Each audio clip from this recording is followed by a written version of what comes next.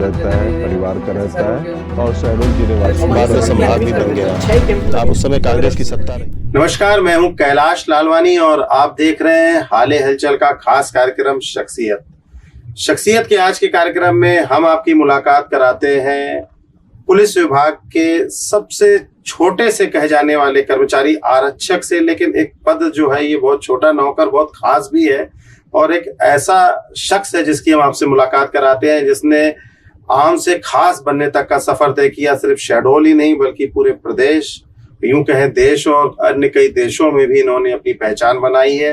केवल अपनी इच्छा शक्ति के बलबूते पर आज अपनी अलग पहचान बनाने वाले शहडोल यातायात पुलिस के आरक्षक विवेकानंद तिवारी जी हमारे साथ मौजूद है। नमस्कार विवेकानंद जी। नमस्कार आप सभी को। मैं सादर प्रणाम करता हूं अभी सभी दर्शकों को। सोशल मीडिया खासकर यूट्यूब फेसबुक देखने वाले जो दर्शक हैं उनके लिए विवेकानंद जी का चेहरा जो है कोई नया नहीं है।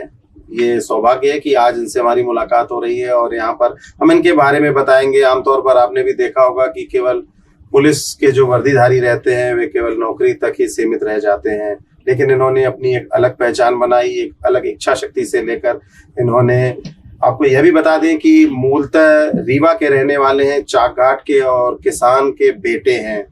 सही कह रहा हूं मैं? आप किसान के बेटे हैं और आज भी आपके पिताजी जो है काश्तकारी ही करते हैं और शायद बीएससी कर रहे थे आपने जैसे बताया आपके परिचित लोगों ने कि आप जबलपुर से आपने शिक्षा पूरी। जी हाँ, जबलपुर से मॉडल साइंस कॉलेज है जो जी, और वहां से मैंने 2010 में बीएससी कंप्यूटर साइंस की है और उसके बाद एक दो साल स्ट्रगल करके 2013 में जो वैकेंसी आई थी व्यापम के द्वारा, पहली वैकेंसी थी वो। अच्छा। व्यापम के द्वारा पहली वैकेंसी थी, मतलब लिखित तौर पर। पुलिस की भर्ती में अक्सर क्या होता था कि हमेशा कि पहले आपको नाप तौल और दौड़ वगैरह होती थी, फिजिकल टेस्ट होता था, उसके बाद आपका रिटर्न होता था। लेकिन हमसे ही, हमारे बैच से ही शुरू हुआ था, तो रिटर्न टेस्ट पहले हमने किया और जब रिटर्न टेस्ट में हम क्वालिफाइड हुए तो घर से ये सभी ने कहा कि तैयारी कीजिए और मेरे घर में लगभग मैं मिला के 8वां पुलिस वाला हूँ। अच्छा। तो ये प्रेरणा घर वालों से ही मिली कि आप एक काम कीजिए कि तैयारी कीजिए, आपका एग्जाम निकल गया है तो दौड़िए वगैरह। लेकिन एक बात जो आई, आपने बताया कि आपके पिताजी जो हैं तो वो काश्तकार है राजेंद्र प्रसाद तिवारी जी और इकलौते पुत्र हैं। यहाँ पर 4 बहनें थी, जाहिर है कि बहनों की शादी होगी तो बहनें सबके घर की यही बात है, तो बहनें चली गई होंगी। तो आपने ये कड़ा फैसला नहीं है कि पिताजी को भी और माताजी का भी, क्योंकि एक बेटा, कहते हैं एक बेटा रहता है तो काफी प्रेम रहता है, उसको दूर नहीं जाने देते। पहले तो जबलपुर पढ़ाई के लिए भेज दिया, फिर रीवा से भेज दिया आपको यहाँ नौकरी के लिए। जी देखिए, कितना कठोर दिल उन्होंने किया होगा। सही है और मैं बिल्कुल सही बोल रहे हैं आप। और सबसे महत्वपूर्ण बात तो ये है कि मेरे पिताजी 4 भाई हैं, मैं इकलौता हूँ। लेकिन मजबूती की बात यह है कि मेरे पिताजी 4 भाई हैं और परस्पर प्रेम बहुत अच्छा है सभी के बीच में, संयुक्त परिवार बहुत अच्छा, अंडरस्टैंडिंग बहुत अच्छी है। तो मैं अपने चाचा जी हैं श्री संतोष कुमार तिवारी जी, तो उन्हीं के यहाँ रहा हूँ, साथ में रहा हूँ और मेरी पूरी पढ़ाई का खर्चा वगैरह सभी, मेरे पूरे पालन पोषण में उन्होंने पूरा योगदान दिया। आपको याद होगा हमने पिछले बार भी जब शख्सियत का कार्यक्रम किया था और राजीव सिंह जी हमारे पास आए हुए थे जो धनपुरी के रहने वाले थे, और आपको बताना चाहेंगे कि उनके पिताजी जो थे इंजीनियर थे और पटना में थे, बिहार पटना में, और उन्होंने भी सिर्फ आपके जैसे ही, जैसे आपने चाचा जी के यहाँ पढ़ाई की, धनपुरी में रह के उन्होंने अपने चाचा जी के पास पढ़ाई की थी। चाचा जी उनका खर्च उठाते थे। उन्होंने ये भी बताया था आपने उसमें कि उनकी जो सफलता का राज है उस संयुक्त परिवार से जो ताकत मिलती है। जी बिल्कुल, वो एक ताकत आप भी ऐसा महसूस करते हैं? बहुत बड़ी ताकत है, बहुत बड़ी ताकत है। और ये इत्तेफाक भी है कि आप आज हमारी दूसरे एपिसोड में जो शख्सियत हमारे सामने बैठी है उनके जो शिक्षा है वो भी उन्होंने चाचा जी नहीं, उनका पूरा उनसे तो मैं खैर अनुशासन उनसे सीखा। समय की जो पाबंदी है, समय से अपने कार्यालय में जाना, वो हाउसिंग फेडरेशन में थे, अब वर्तमान में भोपाल में है, पहले जबलपुर में थे। तो जो नियमित रूप से प्रतिदिन कार्यालय पे सही समय पे जाना, 10:30 बजे से कार्यालय है तो 10 बजे घर से निकल जाना। अच्छा। सही समय पे जाना, सही समय से आना और बड़ी ईमानदारी से काम करना, ये सारी चीजें मैंने उनसे सीखी हैं। और जो बात व्यवहार है और लोगों से बिहेवियर है, ये सब मैंने अपने पिताजी से सीखा। मेरे पिताजी आपसे बता दूं पूरे गांव में और पूरे समाज सोसाइटी को लेके चलने वाले और बहुत ही व्यवहार कुशल थे। अनुशासन वगैरह जो है ये सब जो है तो आपको प्रत्यक्ष पुश्तैनी मिला है। एक चीज आपको और बता देंगे, आप भी कई पुलिस वालों के संपर्क में होंगे। जिस शहर में आप रहते होंगे वहाँ ट्रैफिक पुलिस भी आती होगी और थाने में भी आपका संपर्क रहता होगा। अकेले विवेकानंद जी शायद शेड्यूल ट्रैफिक पुलिस में ऐसे वर्दीधारी हैं जिनकी नियुक्ति अप्रैल 2013 में हुई थी और 2014 में इन्होंने ट्रैफिक थाना, पहली पोस्टिंग जो थी शेड्यूल ट्रैफिक थाना था इनका, और तब से लेकर आज लगभग 10 साल का समय हो चुका है और 10 साल तक आप एक ही थाने में रहे। इस दौरान मुझे नहीं लगता कि, मैंने भी पत्रकारिता में कई थाने देखे हैं और कई वर्दीधारियों को देखा है, अमूमन एक थाने में तो रहते ही नहीं है। क्या है ये? एक अभी बीच में मेरा ट्रांसफर हुआ, आपने जुगाड़ लगा लिया या कौन सी जादू की छड़ी चला दी? देखिए तो जादू की छड़ी या कुछ तो कला है आप में कि एक थाने में 10 साल तक? ऐसा कुछ नहीं है। अभी मैं फिलहाल 6 महीने तक लगभग थाना कोतवाली में था और दोबारा तैनाती हुई। और जो हमारे कप्तान साहब होते हैं, हमारे जो देखिए परिवार के मुखिया, अभी हमारे पुलिस परिवार के जो जिले के मुखिया हैं हमारे कप्तान साहब हैं, उनका जब आदेश होगा, जहाँ के लिए आदेश होगा हम करेंगे, करना ही पड़ेगा और करना भी है। हाँ, नौकरी है, नौकरी में तो नाकरी नहीं, और खुशी खुशी करना है। बिल्कुल बिल्कुल। और मैं ये समझता हूँ कि जो काम करना है उसको खुशी खुशी किया जाए, है ना। अच्छा। तो और एक चीज आपको बता दें कि आपको लग रहा होगा कि आज आरक्षक को बैठा दिया, जबकि इस कुर्सी पे एसपी और बड़े बड़े आला अधिकारी बैठते हैं। आकर आपको बता दें कि हमारे विवेकानंद जी ने वो काम किया है जो बड़ी बड़ी हस्तियां नहीं करा पाती। सोशल मीडिया के प्लेटफॉर्म पर, यूट्यूब कहें और फेसबुक कहें, इन सब पर जागरूकता, खासकर जो ट्रैफिक को लेकर जागरूकता, अवेयरनेस लाने का इन्होंने बहुत बड़ा काम किया है और वो भी इतने कम समय में किया है जो किसी के लिए संभव नहीं था। लगभग 45 लाख के आसपास इनके फॉलोअर हैं, सब्सक्राइबर हैं इनके यूट्यूब चैनल पर, जो इन्हें नियमित रूप से देखते हैं। और ये जो करीब 1.5 साल की अवधि में आपने ये उपलब्धि हासिल कर ली। जी जी जी। पिछले जनवरी से मैंने वीडियो, एक्चुअली हमारी टेक्निकल टीम है वो, और दोस्तों ने कहा कि ये एरिया ट्राइबल एरिया, देखिए ये स्वाभाविक सी बात है कि यहाँ लोगों को पहले नियम बताया जाए, फिर अगर वो पालन न करे तो सख्ती के साथ उसका जुर्माना वगैरह कराया जाए। अगर हम सीधे जुर्माना करते हैं तो ये बिल्कुल उचित नहीं होगा। तो जो भी आते थे गांव देहात से, क्योंकि ग्रामीण जनसंख्या ज्यादा है, बिल्कुल शहरी जनसंख्या कम है, तो इस पूरे जिले की बात करें तो जितने लोग आते थे उनको प्यार से समझाता था। तो वो ये देखते हुए, हमारी टेक्निकल टीम है जो पूरे चैनल वही देखते हैं सभी चीजें, तो वो उन्होंने बात की, बोले कि एक काम कीजिए, आप तो समय निकालिए, ड्यूटी वक्त तो आप दे नहीं सकते हैं, तो ड्यूटी के पहले या बाद में कुछ समय निकालिए और 1-2 वीडियो आप जैसे समझाते रहते हैं ऐसे ही हर नियम को बताइए तो ज्यादा बेहतर होगा। तो हमने ये सिलसिला शुरू किया और आप जो सही हैं, लगभग 45 लाख सब्सक्राइबर हो गए हैं यूट्यूब पे, और फेसबुक पेज है उस पे भी 4 लाख से ज्यादा फॉलोवर हो गए हैं, और इंस्टाग्राम में भी लगभग 2 लाख से ऊपर हो गए। तो ये लगभग ठीक। जनवरी 2022 में आपने रेगुलर वीडियो डालना शुरू किया है इसमें, और उसके बाद अचानक ही ऐसा एक बूम आया और लोकप्रियता जो है वो बढ़ती गई।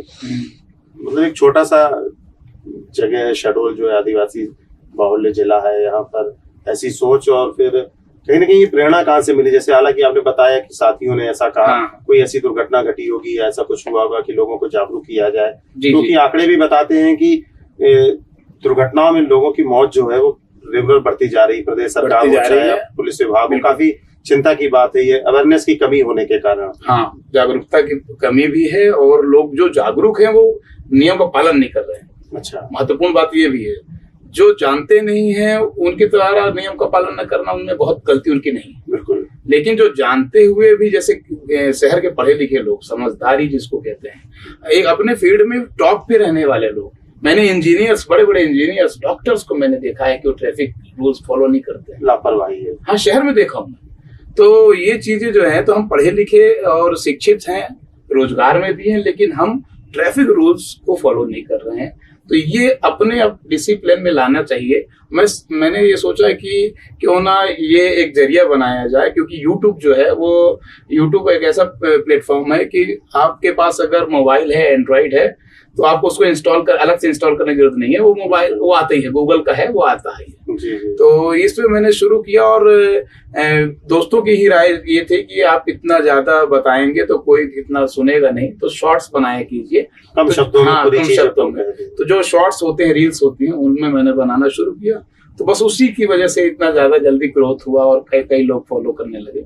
और सबसे बेहद और अच्छी चीज मुझे ये लगती है, आपसे बताऊं भैया, कि मेरे पास कॉल आते हैं, पूरे देश से आते हैं, पूरी दुनिया से फोन आते हैं, कनाडा वगैरह से भी फोन आते हैं।